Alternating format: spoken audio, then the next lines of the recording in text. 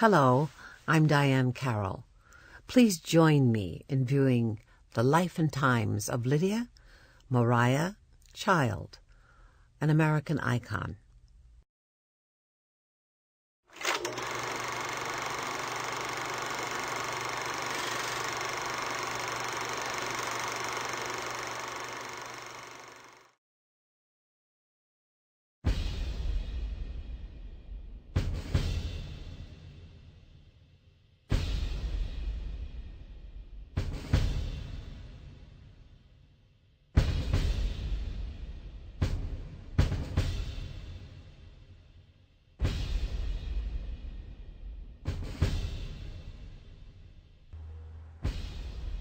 I am fully aware, in making this appeal to my much afflicted and suffering brethren, that I shall not only be assailed by those whose greatest earthly desires are to keep us in abject ignorance and wretchedness, and who are of the firm conviction that heaven has designed us and our children to be slaves and beasts of burden to them and their children.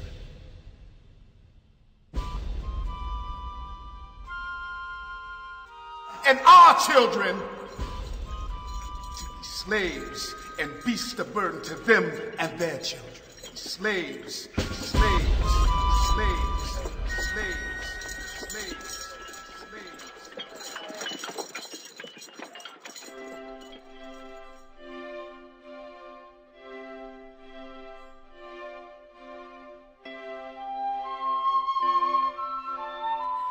Over the River, Life of Lydia Mariah Child, Abolitionist for Freedom.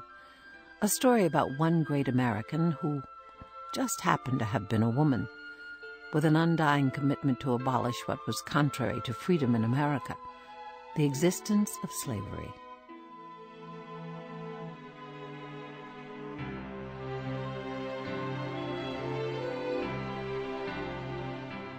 This is a woman who for nearly 50 years, through her literary contribution, was an American household name and a leading anti-slavery propagandist of the 19th century.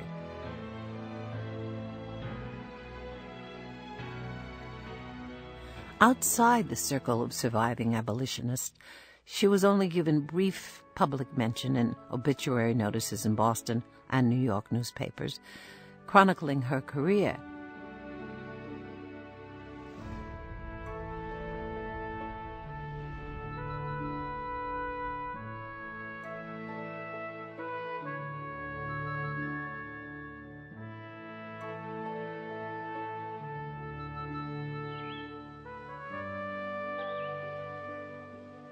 Over a century after her death, the only popular recognition of her is the famous Thanksgiving Day poem, turned song, "Over the river and through the woods to grandmother's house we go." It's a joyous song with verses about pleasant times in America, which is a stark contrast to what she really endured most of her life. Over 130 years after her first anti-slavery book, An Appeal in Favor of That Class of Americans Called Africans, was published, the civil rights movement of the 1960s used her message to forge its cause. And even today, her ideas in An Appeal seem to resonate loudly in a society that is still plagued with racism.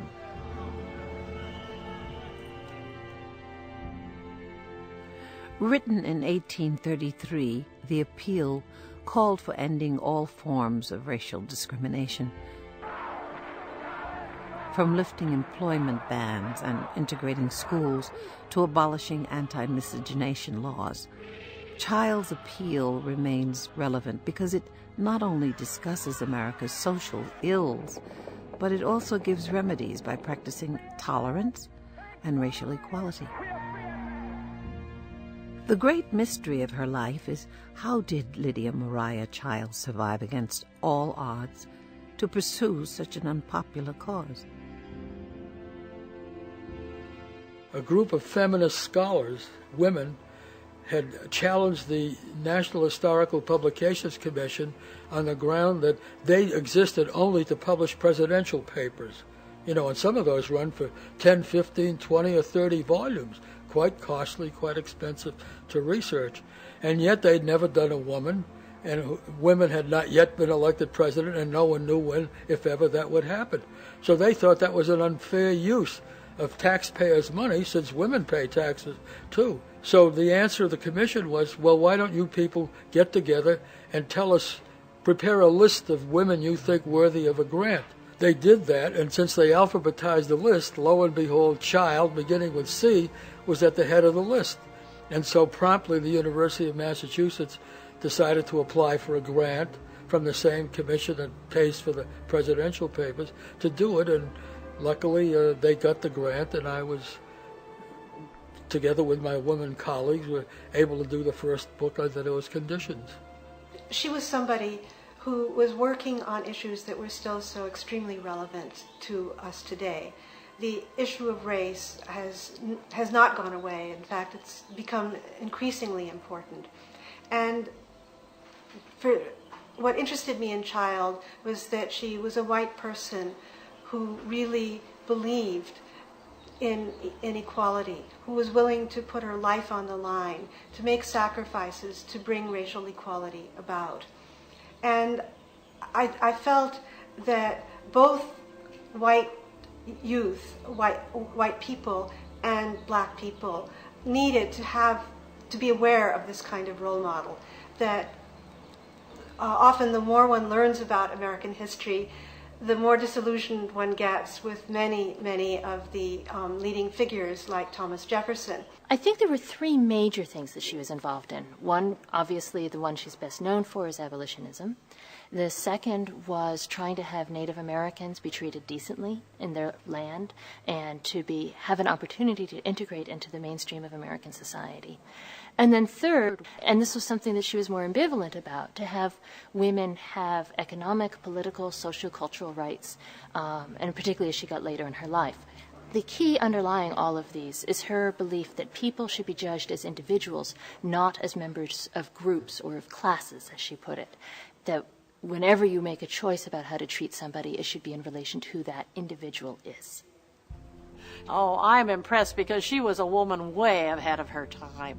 She was, from the children's literature point of view, the only thing I think you would remember her for is the founding of the Juvenile Miscellany, which was the first American children's magazines. And the fact that she was the editor of a newspaper in New York at a time when women didn't even have jobs, and that she wrote letters to anybody. She wrote to the president, she wrote to the governor, she was friends with everybody. She was very influential, and for her, a poor woman, she never had much money. She didn't have much support from anybody. Her husband didn't help her a great deal.